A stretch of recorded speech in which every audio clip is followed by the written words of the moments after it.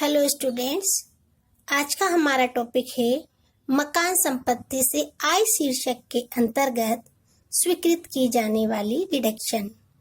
मकान संपत्ति से आय शीर्षक के अंतर्गत मुख्य रूप से दो डिडक्शन दी जाती है। पहली है स्टैंडर्ड डिडक्शन और दूसरी है deduction of interest on loan. तो हम सबसे पहले स्टैंडर्ड डिडक्शन के बारे में जानते हैं। स्टैंडर्ड डिडक्शन HP के एनुअल वैल्यू के 30% के बराबर दी जाती है। क्योंकि यह मानक कटौती है, अतः प्रत्येक दशा में यह दी जाती है। लेकिन यदि मकान संपत्ति का मूल्य ऋणात्मक हो या शून्य हो तो ऐसी स्थिति में यह कटौती नहीं दी जाएगी। सेकंड है deduction of interest on loan. यदि कोई करदाता मकान बनाते समय, मरम्मत करवाते समय या मकान को खरीदते समय किसी भी वित्तीय संस्था से कोई लोन लेता है तो उस लोन पर ब्याज की कटौती स्वीकृत की जाती है। ब्याज की गणना हम किस प्रकार से करते हैं? Number 1, interest for previous year. जो भी प्रीवियस ईयर है उस पर लगने वाले संपूर्ण ब्याज की कटौती दी जाती है। सेकंड है जो आपका लोन है उसके 5 किस्तों के बराबर। वह कैसे निकालते हैं? अमाउंट ऑफ लोन की जो राशि है वह रेंट अपॉन 100 इंटू 5 किस्तों में दी जाती है, इसलिए 1/5 इंटू मंथ अपॉन 12। अब यहाँ आप मंथ पर स्टार देख रहे हैं कि मंथ की गणना हम किस प्रकार करते हैं। मंथ की गणना करने के लिए हम सबसे पहले यह देखते हैं कि हमने लोन किस तारीख को लिया है। तो लोन की तारीख से मकान निर्माण पूरा होने से ठीक पहले का 31 मार्च तक मंथ की गणना की जाती है। सपोज करो अगर मकान निर्माण 30 जून 2019 को पूरा हुआ है तो उससे ठीक पहले मार्च कब पड़ेगा? 31 मार्च 2019 को। तो लोन लेने की तारीख से 31 मार्च 2019 तक। ध्यान रखना है आपको, निर्माण पूरा होने से ठीक पहले जो भी 31 मार्च पड़ेगा वहां तक आपको मंथ की गणना में इसे लेना है। इलस्ट्रेशन की सहायता से हम इसे समझते हैं।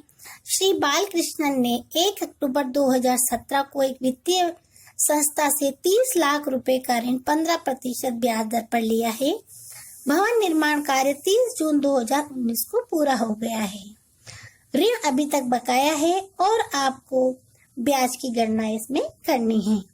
तो सबसे पहले हम देखते हैं प्रीवियस ईयर पर कितना ब्याज बना है। तो प्रीवियस ईयर आपका कौन सा है? 19-20। अमाउंट ऑफ लोन कितनी है? 30 लाख और रेट ऑफ इंटरेस्ट कितनी है? 15%। तो 30 लाख का जब हम 15% निकालते हैं तो वो निकलेगा 4,50,000।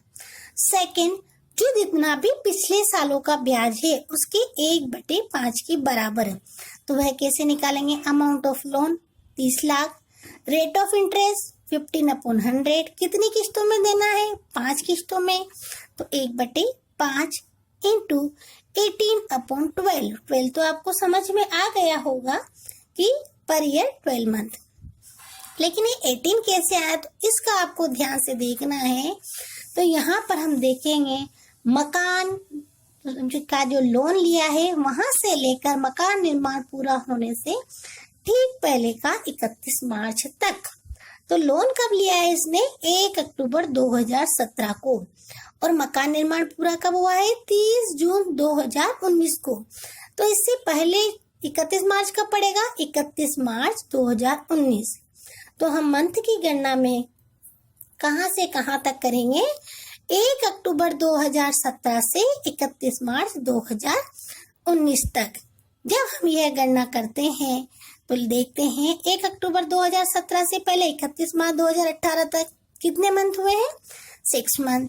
1 अप्रैल 2018 से 31 मार्च 2019 तक 12 मंथ। तो टोटल कितने हो गए? 18 मंथ। तो हमने यहाँ कितना लिया है? 18 मंथ। अब जब हमने कैलकुलेट किया है तो अपना आपका आया है 1,35,000। प्रीवियस ईयर का लोन है 4,50,000 और जो 5 किस्तों में आपका अमाउंट निकला है वह निकला है 1,35,000।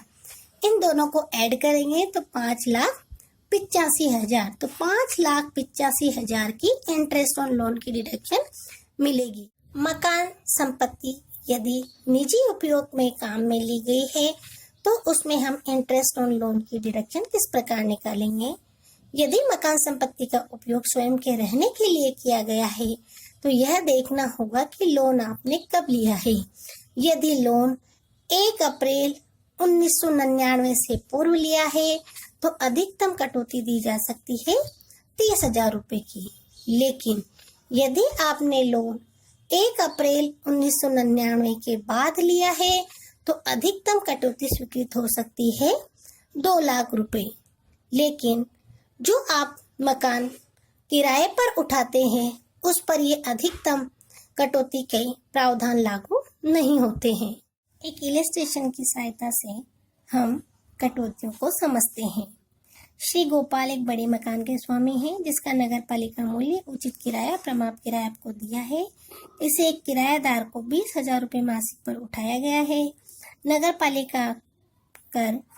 पालिका मूल्य के 20% है। श्री गोपाल ने 3 वर्षों के करों का भुगतान किया है और आगे की डिटेल आपको दी रखी है। मरम्मत व्यय दिए हुए हैं, भूमि किराया दिया हुआ है, अग्नि बीमा का प्रीमियम दिया हुआ है, मकान क्रय करने हेतु लिए गए ऋण पर ब्याज दिया हुआ है और यह कहा गया है कि मकान 8 माह खाली रहा है। आपको श्री गोपाल की मकान संपत्ति की आय की गणना करनी है।